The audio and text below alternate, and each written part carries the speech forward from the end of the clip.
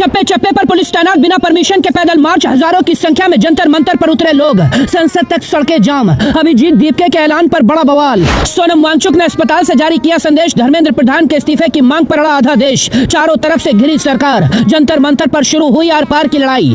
एक तरफ हजारों की तादाद में दिल्ली पुलिस, सीआरपीएफ और रैपिड एक्शन फोर्स यानी आरएफ के जवानों की तैनाती है। जंतर मंतर के आसपास चप्पे चप्पे पर पुलिस तैनात है, मानो पूरी दिल्ली को सील कर दिया गया हो। लेकिन दूसरी तरफ कॉकरोच जनता पार्टी के पैदल मार्च में शामिल होने आई हजारों युवाओं की भीड़ है। पुलिस ने जंतर मंतर के आसपास धारा 144 लगा कर रखी थी, लेकिन इसके बाद भी ऐसा जनसैलाब उमड़ा, नजारा देखकर पुलिस भी हैरान है। पैदल मार्च में शामिल होने आए लोगों से अभिजीत दीपके ने 3 अपील की थी। अभिजीत ने कहा था हर देशवासी को तिरंगा झंडा लेकर आना है। इसके अलावा संविधान की कॉपी और महात्मा गांधी, बाबा साहेब भीमराव अंबेडकर या भगत सिंह की तस्वीर लेकर आनी है। अभिजीत ने दावा किया था हमारे पैदल मार्च में दर्जनों सांसद और विधायक शामिल होंगे। फिल्मी हस्तियों से लेकर देश की बड़ी बड़ी हस्तियां हमारा साथ देने जंतर मंतर आ रही हैं। हमें सिर्फ शांतिपूर्वक पैदल मार्च निकालना है। लेकिन दूसरी तरफ दिल्ली पुलिस ने ऐसी तैयारी की जिसने पूरे देश को हैरान कर दिया। दिल्ली पुलिस ने साफ कहा इस पैदल मार्च के लिए ना तो हमसे मंजूरी मांगी गई और ना ही हमने कोई परमिशन दी है। जो भी लोग इस प्रोटेस्ट पैदल मार्च का हिस्सा बन रहे हैं वो कानून तोड़ रहे हैं। लेकिन इसी बीच कॉकरोच जनता पार्टी के पैदल मार्च से कुछ देर पहले ही सोनम वांगचुक की पत्नी गीतांजलि ने बड़ा ऐलान कर दिया। दरअसल अभी तक सोनम वांगचुक भूख हड़ताल पर हैं। दिल्ली पुलिस ने सोनम वांगचुक को अस्पताल तो पहुंचा दिया, लेकिन वांगचुक ने अस्पताल में भी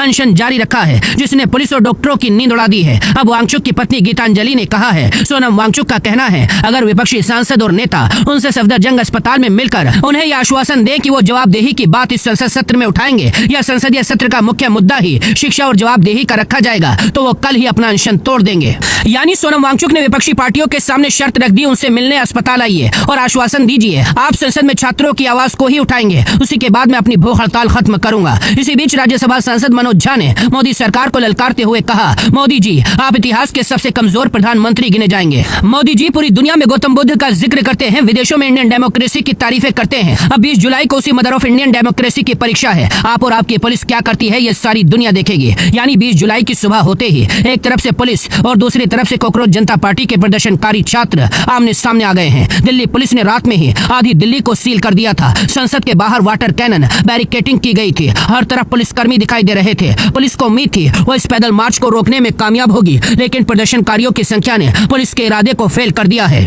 बच्चों से लेकर महिलाओं तक, बूढ़ों से लेकर युवाओं तक हर तरफ भीड़ ही भीड़ दिखाई दे रही है। ऐसा लग रहा है जैसे आज ये युवा छात्र धर्मेंद्र प्रधान की कुर्सी को हिलाकर ही दम लेंगे।